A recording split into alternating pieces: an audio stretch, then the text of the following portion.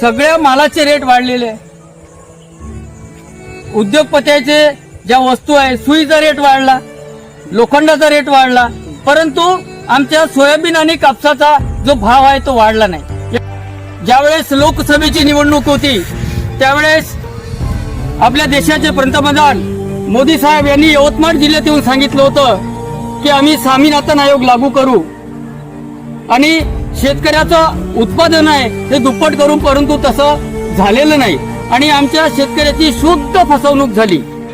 मग वारंवार आमच्या शेतकऱ्याचीच काय फसवणूक होतात, आमच्या शेतीमालाला भाव का मिळत नाही? कारण आम्ही रात्र राबतो शेतामध्ये, आम्हाला दिवसा लाईन मिळत नाही, रात्री आम्हाला कृषी पंपाचं जे वीज आहे वीज आम्हाला रात्रीला मिळतं, त्याच्यामुळे रात्री आम्हाला शेतात जावं लागतं. म्हणून हा सगळा शेतकरी आहे हा संकटात सापडलेला आहे. म्हणून माझं शेतकरी राजाचं जे दुखणं आहे ते आता आम्ही मतदान पेटीतून दाखवणार आहे. आणि आता आम्ही बघितलंय की आता ही जी निवडणूक आहे या निवडणुकीमुळे महाविकास आघाडीचा जो जाहीरनामा आहे, हा जाहीरनामा जो आहे या जाहीरनाम्यामध्ये लिहिलं आहे की शेतकऱ्याला 3 लाखाची कर्जमाफी मिळणार आहे. कर्जमाफी मिळणार आहे याचा अर्थ असा नाही की केंद्र सरकारने जो हमीभाव कायदा लागू केला तेव्हापासून आमच्या शेतकऱ्यांनी त्यांनी आश्वासित केलं होतं की तुम्हाला हमीभावाप्रमाणे तुमचा माल खरेदी करू, परंतु त्या पद्धतीने माल आमचा खरेदी केला नाही. म्हणजे सरकारवर आमचं कर्ज झालं, फक्त त्या आमचं जे सरकारवर कर्ज झालेलं आहे शेतकऱ्याचं त्याच्यातून फक्त 3 लाख रुपयेच आम्ही मागत आहोत, आम्ही काही माफी मागत नाही आहोत. आणि या निवडणुकीच्या माध्यमातून जे आघाडी सरकार आहे हे आघाडी सरकार जर सत्तेत आलं तर आमच्या शेतकऱ्याला 3 लाख रुपये कर्जमाफी देणार आहे, वीज देणार आहे. बऱ्याचशा ज्या शेतकऱ्यांना पाहिजे त्या गोष्टी या त्यांच्या अजेंड्यामध्ये आहे. म्हणून मी या निवडणुकीच्या माध्यमातून शेतकऱ्यांना आवाहन करतो की आपणही आपला स्वार्थ पाहिला पाहिजे. जे सरकार आपल्याला काहीतरी द्यायला तयार आहे त्याच सरकारकडून आपण आता राहिलं पाहिजे.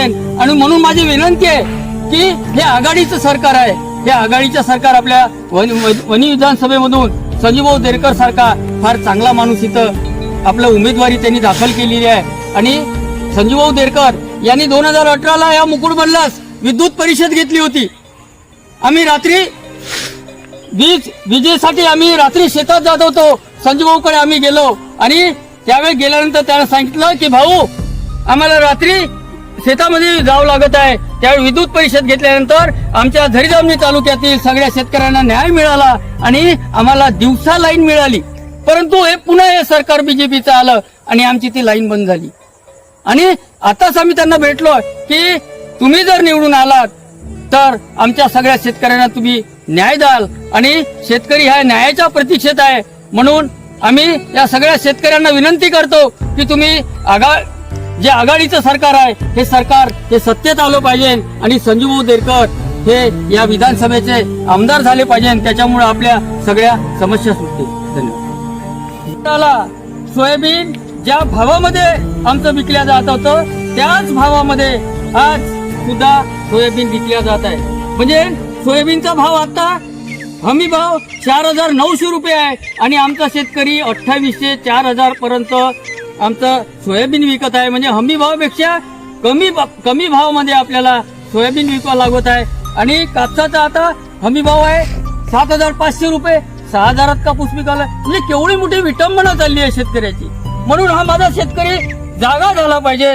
त्याच्यासाठी मी या शेतकऱ्यांना विनंती करतो की या बीजेपीच्या सरकारला दणका दाखवून आघाडीचं सरकार आलं पाहिजे आणि संजीवभाऊ देरकर ह्या निवडणुकीमधून विजय झाले पाहिजे अशी मी सगळी शेतकऱ्याचं लेकरू म्हणून सगळ्या जनतेला विनंती करतो. होईल दिवस तुझा उद्याचा, होईल दिवस तुझा.